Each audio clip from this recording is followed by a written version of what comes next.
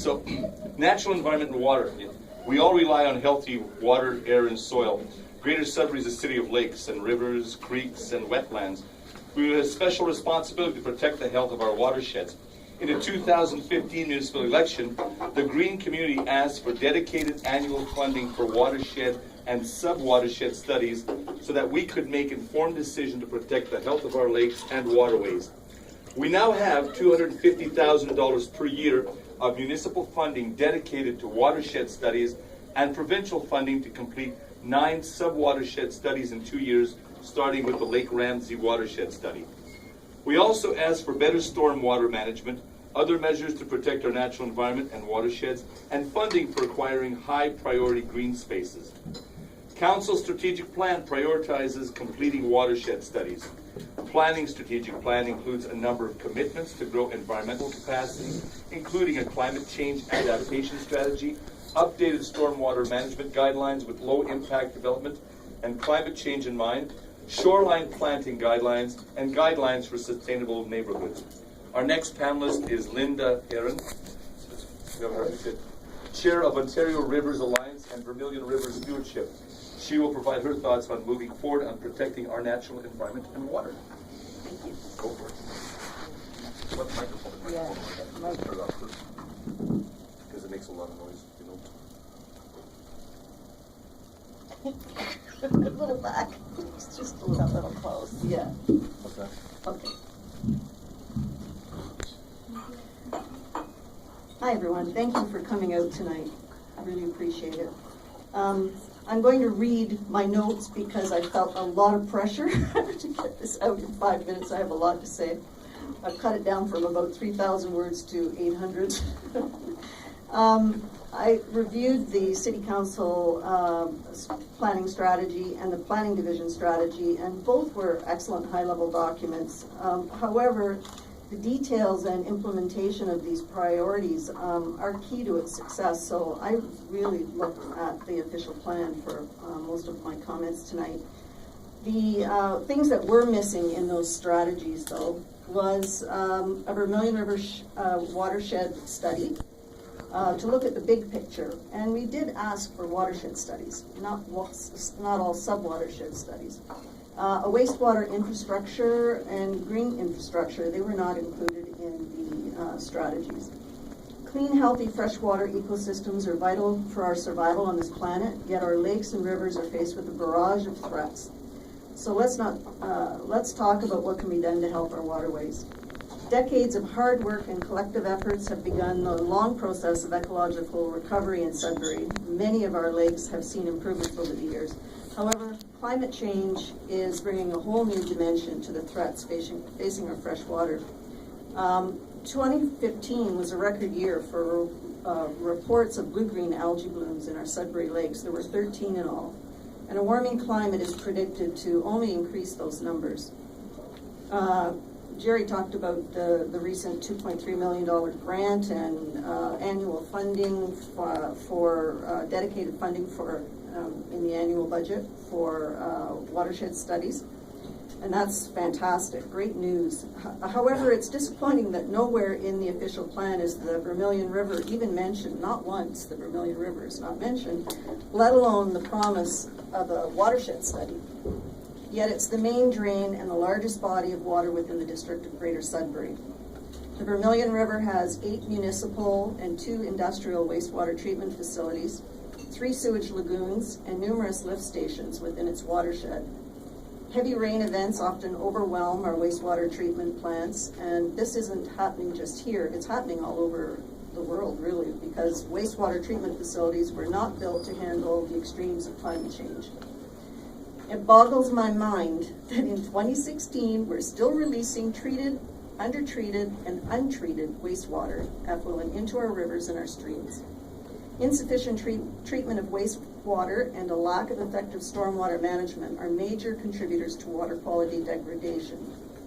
A bypass of wastewater may or may not receive screening, chlorination, and/or ultraviolet, but it absolutely does miss the process necessary to reduce phosphorus, and may or may not remove all bacteria before it's released into the environment.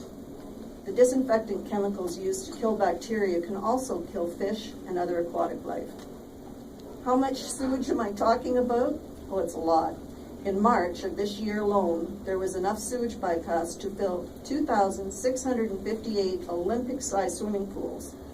That's all going into the Vermilion River system, and many of us live downstream of that. I had a whole, and I still do somewhere, have a lot of other big data regarding all of the bypasses that we've had over this last year. It's just, phenomenal. To correct this problem, we need increased wastewater infrastructure funding to facilitate disconnection of illegal downspout hookups, resolve the inflow and infiltration issues, and upgrade wastewater infrastructure capacity to better handle the extremes of climate change. In my humble opinion, this is where the federal infrastructure funding should have been focused. The Manley Drive choice was, in my opinion, not a good choice. With all these development pressures, the official plan should also commit to a watershed study for the Vermilion River. Green infrastructure is an approach that uses nature to provide important ecosystem services for communities and helps to produce and mitigate the extremes of climate change. Thank you. It would incorporate rain gardens, swales, buffers, wetlands, stormwater ponds, and permeable surfaces into city planning to protect against flooding and excessive heat and improve air, soil, and water quality. Large-scale implementation of green infrastructure can provide the cheapest and most sustainable approach to stormwater management. The official plan recognizes the important water-related functions that wetlands provide, but stipulates that wetland protection will be determined by the watershed planning process. The fate of those wetlands without the benefit of a watershed study will be determined by municipal staff. Well, that hasn't worked out too well so far. There's been many local wetlands that have been already filled in and paved over. All wetlands must be considered as valuable natural infrastructure to the City of Sudbury and be protected, or else provide wetland compensation. As the official plan rightly points out, Greater Sudbury's hundreds of interconnected lakes, rivers, and streams are vital to the city's image, economy, and its citizens. So let's do it right. Let's include green infrastructure planning into all new development. It's imperative that we protect and conserve our freshwater resources because clean water is essential to life. If you want to speak up for local lakes and rivers, let your ward councillor know about your concerns. What would you like to see included in the official plan? Try to get out to the consultation sessions that will be coming soon. Thank you. Thank you very much.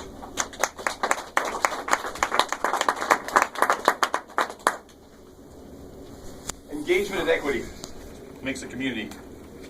We are a better community when we support people working to make the community better and give people, all people, a voice in the municipal decisions that shape our city. In the 2015 municipal election, the Green community asked for a number of things to make it easier for citizens to access information, be engaged, contribute meaningful input, and be supported in making positive change.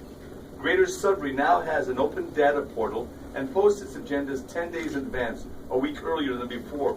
However, we still have a long way to go. Council's strategic plan commits to responsive, fiscally prudent, open governance with open data, increased transparency, and better communication. Planning strategic plan also commits to open data, as well as more engagement and outreach and more accessible language and communication. Both plans also speak to affordable housing and housing options, another important aspect of equity.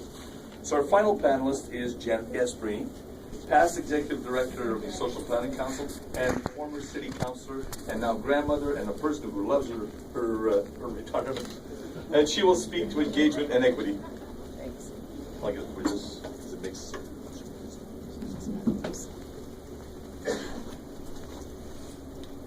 Thank you, Jerry. That's on now. There, now it's on. Thanks very much, and thanks to all of you, and thanks to the organizers for inviting me. I was talking about my retirement earlier and saying that the whole first year I spent curled up on my couch with 50 good books. And so I've just only started to kind of come back out to things like this, and I'm enjoying them. It's fun to be back in this kind of work. Community engagement was certainly the focus of the work that I did at the Social Planning Council for 17 or 18 years before I retired. And our work with the city was very important in that. We were part of a team probably 7 or 8 years ago now that actually wrote a community engagement strategy for the city, and we did that through various community consultations and interviewing staff and figuring out how things had happened in the past. And I think the strategy is still available online, and it all looks very good on paper. And then one of the last jobs we did at the Social Planning Council before I left was we conducted community consultations on community engagement on behalf of the city going into this election. And I have to say that we went out to different areas of the community, and probably the Coalition for Livable Sudbury was the largest voice in that consultation. And I think much of what you've said in this information tonight and what you wanted was part of that report that went to the city. So they certainly got that back from you and knew what you wanted. And I think what you wanted is what the city needed. When you read the documents, and they, in both the council strategic plan and the planning department strategic plan, the language is there. There's a commitment. I don't know if any of you have been to the open data portal. It's not as easily accessible as one might think, or certainly not as easily accessible as open data portals that I've seen in other communities. Budgeting information, for instance, when I looked, it was 2015 budget decisions that were available, and so we're several weeks anyway, and probably a couple months past 2016 budget decisions, and that information I couldn't find in the open data portal yet. So data is only as good as quickly as you get it, and when you get it, and how easy it is to access and how easy it is to read. So there might be work yet to do on the site, but it certainly didn't appear to me that we could easily find the answers to the kinds of questions we wanted. Agendas are available sooner than they used to be, but minutes still are not. Maybe a shining light in all of this, I forget the fellow's name now, the young man that was in planning who's come back as the director of planning, Jason Farragon, thank you. Jason is back at the city after going up to Laurentian University, and had the pleasure of working with Jason as part of the committee that moved the School of Architecture forward. And so I know that he's a very dynamic, forward-thinking planner. I know that he'd be very interested in the things we've talked about, and I did call him in preparation for coming here, and he tells me that in terms of the planning department's strategic plan, staff members are working on their parts of it, and they expect to have some result by the end of the month and have their own business plans in. So I think that's a good sign, and I would look forward to those. I think, and if I look back on my experience at council, getting documents and getting policies and getting plans, and we signed up to be a healthy community and a walkable community and a bikeable community and a clean community and a green community, and we would sign up as council for everything that came down the path. And as a politician, that's an easy thing to do. Somebody comes and makes a great presentation and they want you to endorse it, and you want to endorse it because it's what you want to, it's the kind of community you want to live in. It's the translation of that to the actual implementation and work plan that has to get done. And I don't want to be trite in that, because people have a 5-year strategic plan around what roads are getting fixed and how they're fixing them, and so then to have a group of city councilors that came along, and maybe they've been here for 50 years and maybe they've been here for 5 minutes, and they're changing their minds on a regular basis, and so the staff people have a job to do to kind of put things together and keep them together. But I think that community input is really important in directing that and continuing the pressure on politicians to make sure that staff are following through with the decisions then that politicians have made on our behalf. And it's not an easy job. It's not an easy job for the politicians, and it's not an easy job for the community. But it's an important job, because it's easy to hear what people want and hear what they think and then just move on forward with whatever we were doing anyway, because don't you know, we're the professionals and we know what to do. And everybody in this room could give me an example of a time when they've been involved in that kind of a conversation.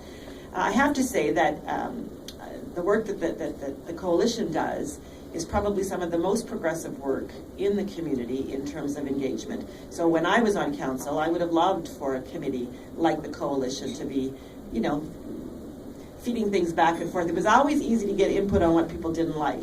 There was no shortage of the input on what people didn't like. Your phone would ring and somebody would yell at you. But to really be able to engage a conversation with people about, how do we do this? How do we move this forward? What do you think people like?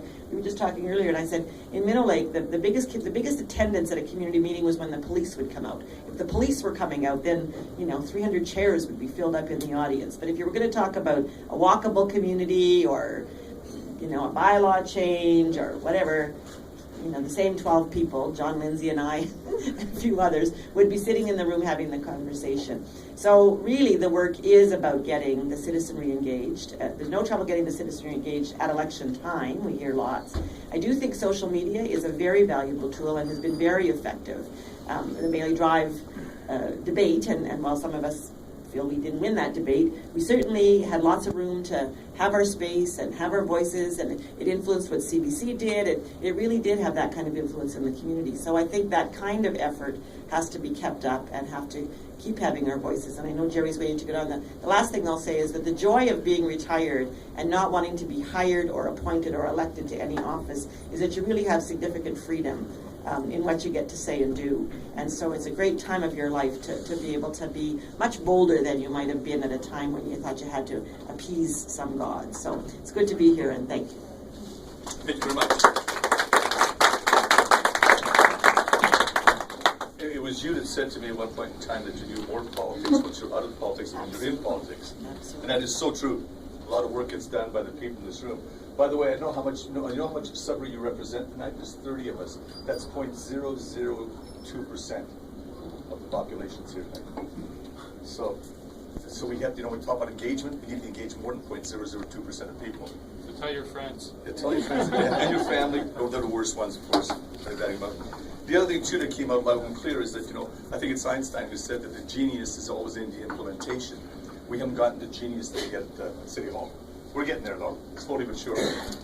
I'm going to open up the questions. As I said, the questions need to be very succinct.